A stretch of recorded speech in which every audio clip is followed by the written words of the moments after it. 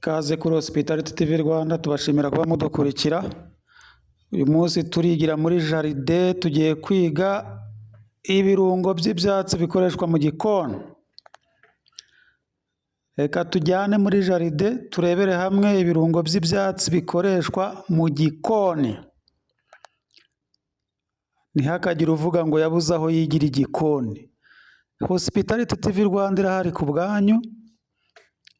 Tugamije guhera hasi, ukabanza ugahera hasi, ukiga ibikoresho, ukiga ibirungo, ugatangira guteka uzi ibyo ugiye guteka ibyo ari byo. Tugeze muri jaride ahangaha, jaride yacu irimo ibintu byinshi bigiye bitandukanye. Ndagenda nsobanura buri kamwe n'aho gakoreshwa, kugira ngo urusheho gusobanukirwa nujya kubitegura, uzabitegura uzi ibyo ari byo, uzi n'aho ugiye kubikoresha.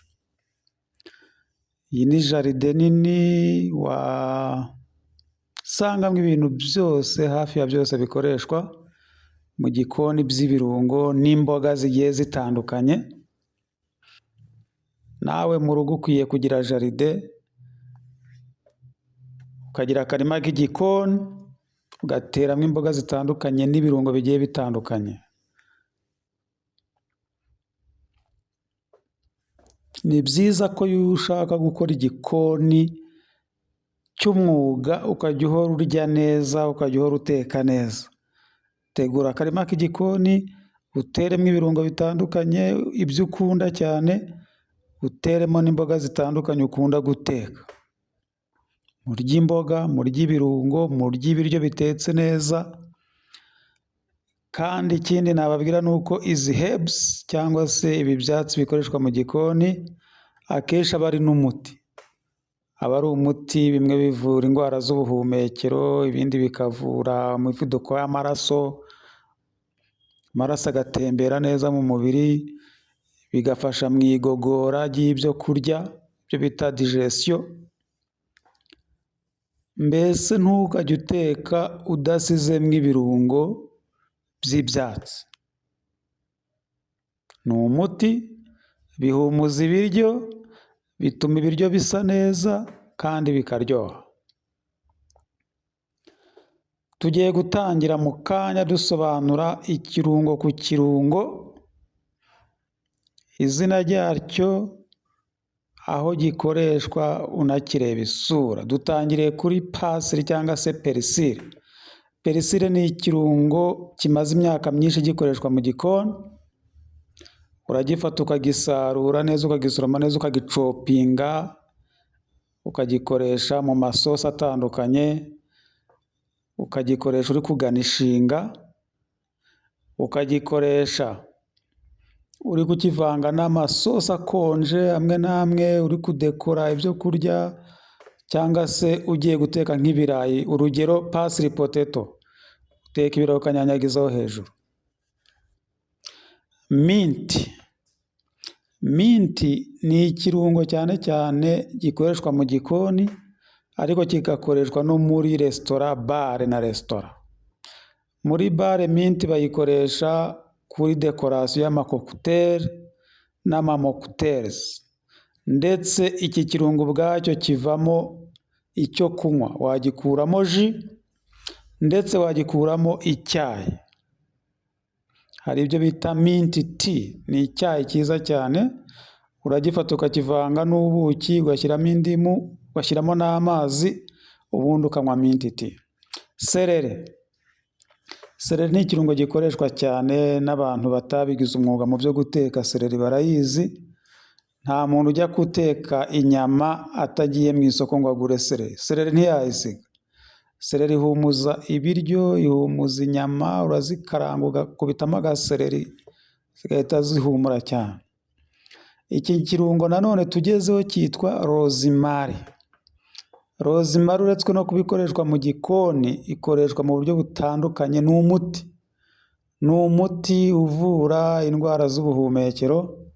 Ku bantu bakunda kwibagirwa, bagira stress, rozimari uzayifata ujye uyikoramo icyayi. Ubuki, rozimari, amazi, washobora ugashyiramo n'akarimoni cyangwa se ugashyiramo na ka cloves. maze wirebere ko umunaniro udatandukana nawe, uzahita utandukana n'umunaniro. Rozimari mu gikoni tuyikoresha turi kugana ishinga, ukayikoresha nanone uri ku marinetinga ibintu bitandukanye kugira ngo bihumure, cyane cyane nk'inyama. Tugere kuri chives.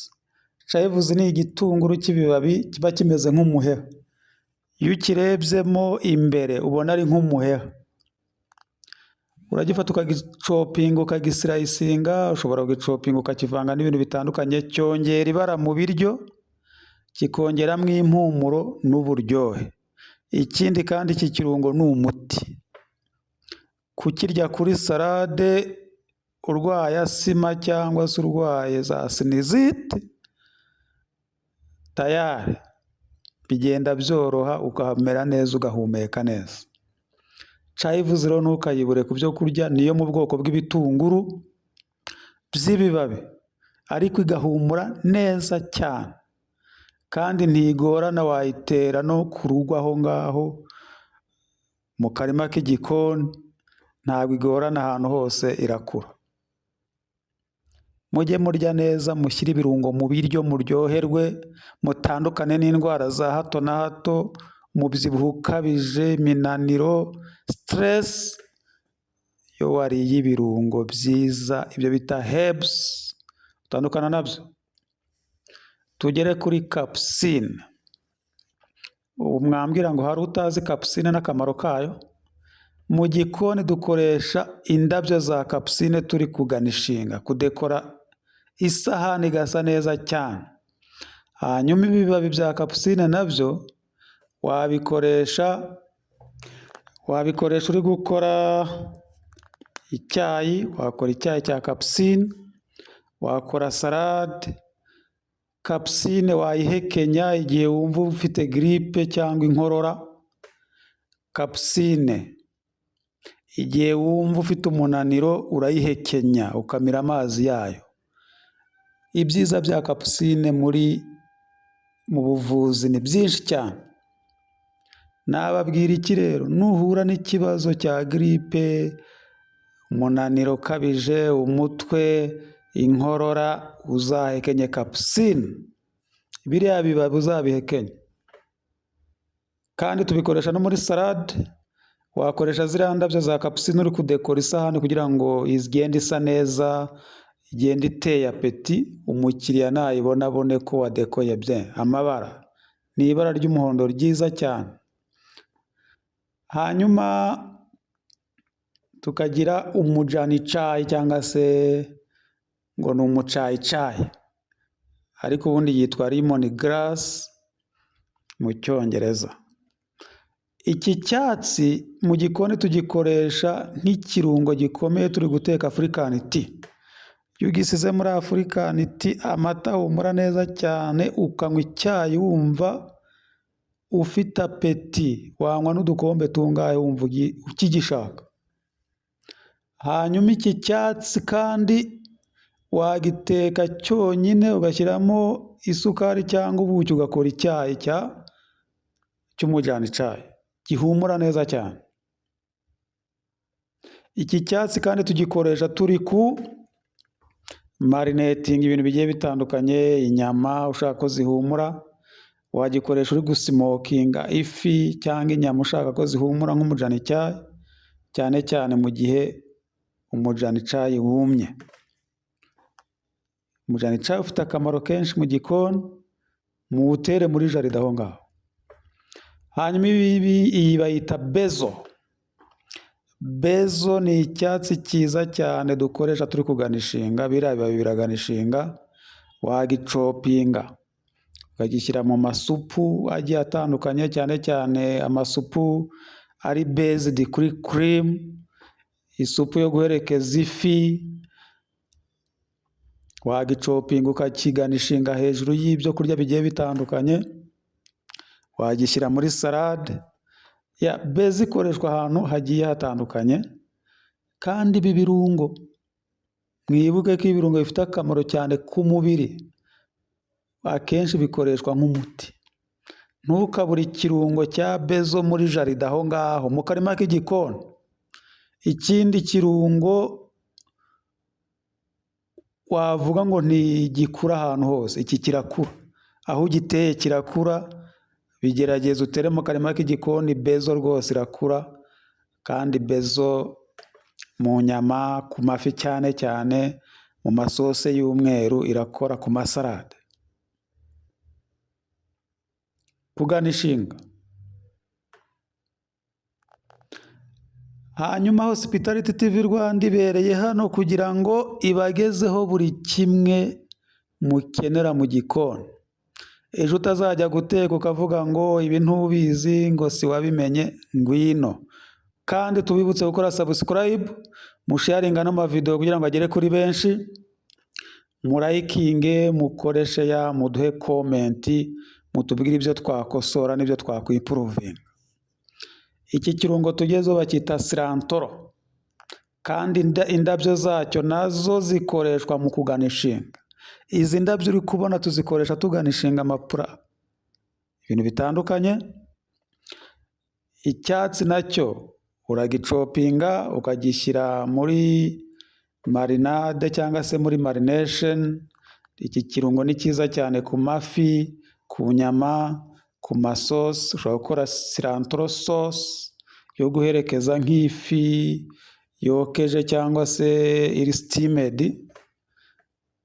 Icyo ukora ni ukuyivanga n'amata cyangwa na cream, salt and pepper, tayari ukabonye isosi yo guherekeza ifi cyangwa n'indi nyama. Tugeze kuri feno. Feno ni ikirungo gihumura neza cyane, cyane cyane ku mafi, ku masifudu. Iyo tuvuze seafood ni ibyo mu nyanja biribwa bitari amafi. Ubwo ni ukuvuga ngo iyo tuvuze seafood tuba tuvuze za calamari, tuba tuvuze za prawns, tuba tuvuze za lobster, tuba tuvuze n'ibindi bigiye bitandukanye byo mu nyanja, za mussels n'ibindi. Utu twatsi uri kubona, utu ngutu ndi kukwereka, utu tugana inshinga neza cyane, amafi n'ayandi mapura agiye atandukanye. Utu ngutu uraducopinga neza, ukaba watushyira mu isosi, mu masupa agiye atandukanye, ubundi ukaryoherwa, ugatandukana n'indwara za hato na hato, umunaniro ukabije, stress, byose biterwa no kutarya ibirungo bivura. Ubundi feni ikagira ikijumba kiriya mberetse, cyangwa se bita feno base shoots n'ibindi. Kiriya tugiteka nk'imboga. Uragifata ukacyoza neza, ukagisatura, ukagishyira ku ipanu ukacyotsa, cyangwa se kuri grido pan, cyangwa se ukagisitinga. Wagiteka muri stew ukakivanga n'inyama. Iki kirungo kiraryoha, kirahumura, kiravura, ndetse na kiriya kijumba cyacyo ugikoramo imboga ziryoshye cyane. Wateraho mu karima k'igikoni, aho muri jaridi wawe. Why not? Kuki utagira akarima k'igikoni ngo uteremo feno? Irakura rwose. Ahubwo nuko usanga abantu benshi batazi akamaro k'ibi birungo, batazi aho babivana, batazi uburyo babiteka, ariko ubundi bifite akamaro gakomeye cyane mu kuvura ndetse no mu kuryoshya ibiryo mu gikoni. Murakoze cyane, turabashimiye kuba mukurikira Hospitality TV Rwanda. Tubibutse ko twabagejejeho ibikoresho bigiye bitandukanye bikora mu gikoni, tubagejejeho ibirungo bitandukanye. Ubu tugiye gutangira guteka sasa. Ubu tugiye guteka kira kitu ni kuri Hospitality TV Rwanda. Kora subscribe, sharing amavideo, ahasigaye gumane natwe wige. Waba uri umukozi wo mu rugo, waba uri umumama ushaka gutekera abana n'umugabo neza, waba uri umushefu ushaka kwiyungura ubumenyi cyangwa se kongera ubumenyi, kora like, share, comment. Niba utarakora subscribe kandi ntufunge ino video utakoze subscribe. Murakoze cyane, turabakunda. Ciao ciao.